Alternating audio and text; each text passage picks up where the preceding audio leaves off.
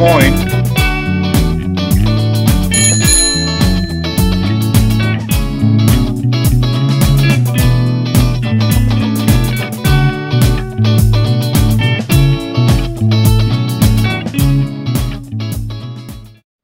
Moin! Heute mache ich mein Rad schneller und komfortabler und schwerer. Genau, also schwerer auf jeden Fall, nämlich gut 300 Gramm mit Aerobars. Und ob die mich auch schneller machen und ich komfortabler damit Radfahren kann, das werden wir mal testen. Aber Aerobars und Gravel Bikes, passt das überhaupt zusammen? Kriegt man das Gepäck noch unter? Liegt man überhaupt jemals drauf? Kriegt man den Computer und das Licht noch unter? Und stören die nicht eher, wenn ich im Gelände unterwegs bin? Naja, um das rauszufinden, habe ich mir dieses Synthace C3 gebraucht gekauft. Die sind anscheinend super beliebt, sollen sehr komfortabel sein, sind erstaunlich leicht, allerdings auch ziemlich teuer.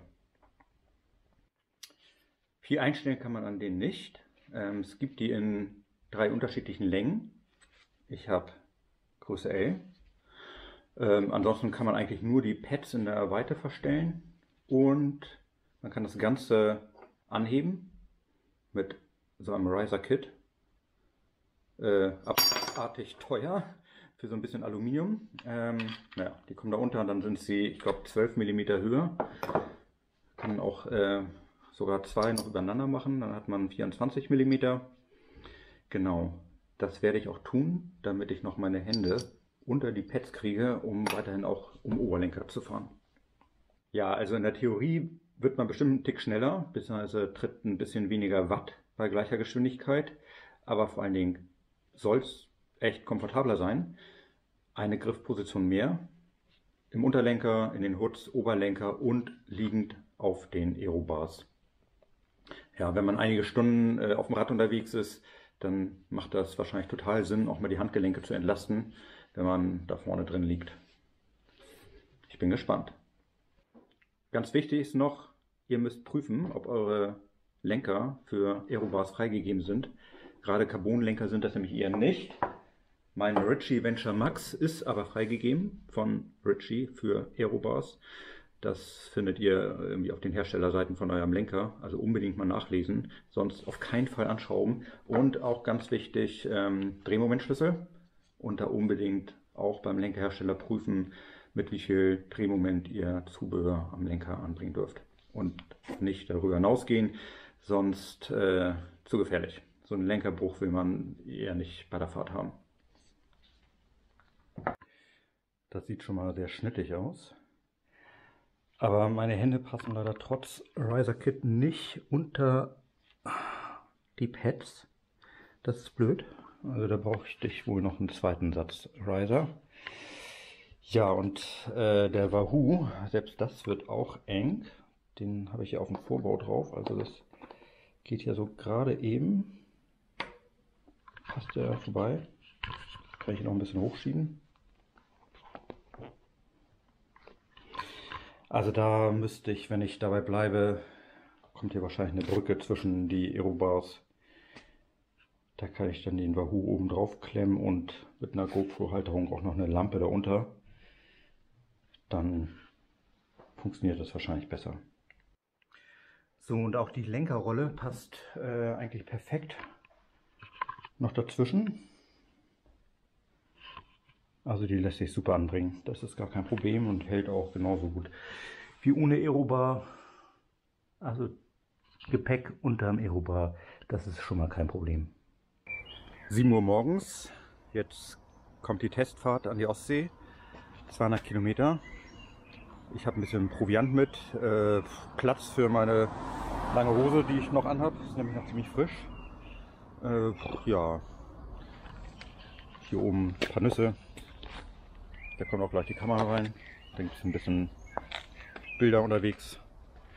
Ich hoffe, der Wahoo hält durch. Ich bin ja doch jetzt ein paar Stunden unterwegs. Ja, und ansonsten gibt es mehr unterwegs.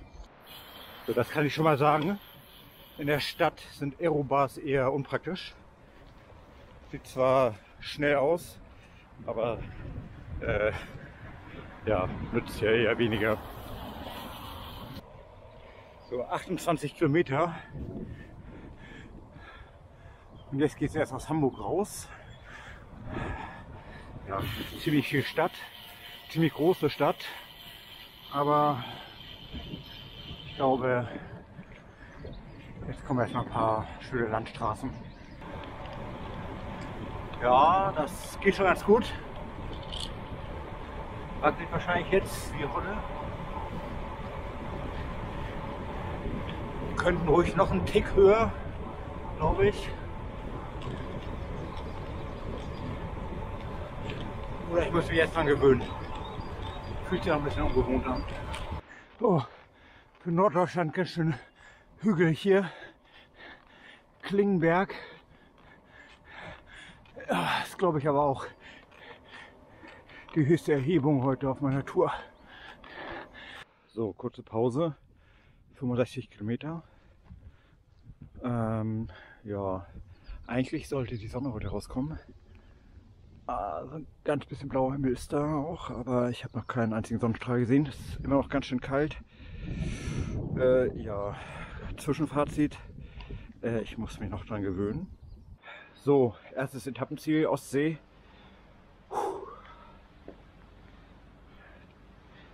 Genau 100 Kilometer von Hamburg weg. Jetzt hatte ich 30 Kilometer fiesen Gegenwind. Da war ich jetzt doch froh über die Aerobars. So langsam gewöhne ich mich, glaube ich, auch dran. Ja, jetzt suche ich mir ein nettes Plätzchen für Mittagspause. Und dann geht es mit so ein bisschen Rückenwind wieder zurück nach Hamburg. Sehr schön hier. Alte Bahntrasse bei Lütchensee. Ich glaube jedenfalls, das ist eine alte Bahntrasse. Ich bin jetzt bei 165 Kilometer. Jetzt wird es langsam etwas zäh. Ich glaube, das nächste Mal nehme ich doch das Rennrad. Also ich fahre immer noch auf dem Bahndamm von Lütchensee Richtung Hamburg. Ich kannte den überhaupt nicht. Also wenn ihr mal irgendwie in der Gegend unterwegs seid, unbedingt hier lang fahren. Großartig, total glatter Asphalt, keine Autos. Ja, schon 12 Kilometer lang. Ich weiß nicht, wie lang der noch ist. Da kommt man richtig gut vorwärts. Top. Und wieder zu Hause. 201 Kilometer. Sieht man, glaube ich, nicht. Ja. Ja, was soll ich sagen? Auf dem Hinweg ordentlich Gegenwind. Da waren die Aerobars Gold wert. Gerade die letzten 30 Kilometer bis zur Ostsee war es ordentlich stürmisch. Auf dem Rückweg hatte ich viel Rückenwind. Da habe ich da, glaube ich, überhaupt nicht drauf gelegen.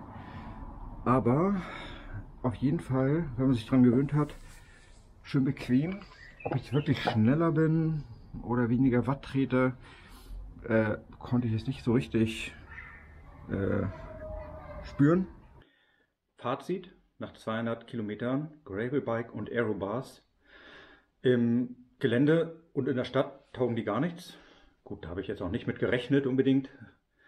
Leere Straßen und gerade mit Gegenwind sind die Dinger aber top. Also habe ich die letzten 30 Kilometer bis zur Ostsee auch reichlich genossen. Da funktioniert das super. Aber mit dem Gravelbike bin ich ja doch eher so auf Waldwegen unterwegs. Und wenn nicht gerade eine Pandemie herrscht, auch mit einer Gruppe von anderen Leuten. Und in der Gruppe will man eher nicht auf den Aerobars liegen. Also es sei denn, man fährt vorne, dann freut sich vielleicht der Rest der Truppe, wenn man die im Windschatten bezieht. Aber ansonsten ist das, glaube ich, eher für Leute, die lange Strecken alleine auf Straßen unterwegs sind. Da macht das durchaus Sinn. Also ich werde die auf jeden Fall noch einen Augenblick behalten. Ich werde mal die nächste Bikepacking-Tour mit Gepäck vielleicht ein paar Tage lang nutzen. Dann gewöhne ich mich bestimmt noch mehr daran. Und dann gibt es nochmal ein abschließendes Fazit. Was aber wirklich gut funktioniert hat, ist der Venture Max mit seinen, ich weiß immer noch nicht, wie sie heißen, Ergo Bips Hubbel im Unterlenker. Da habe ich sehr viel drin gelegen. Das funktioniert großartig. Und der Wahoo hat auch übrigens durchgehalten. Nach 200 Kilometern hatte der immer noch 30% Akku. Also da hätte ich noch ein paar Kilometer mehr geschafft.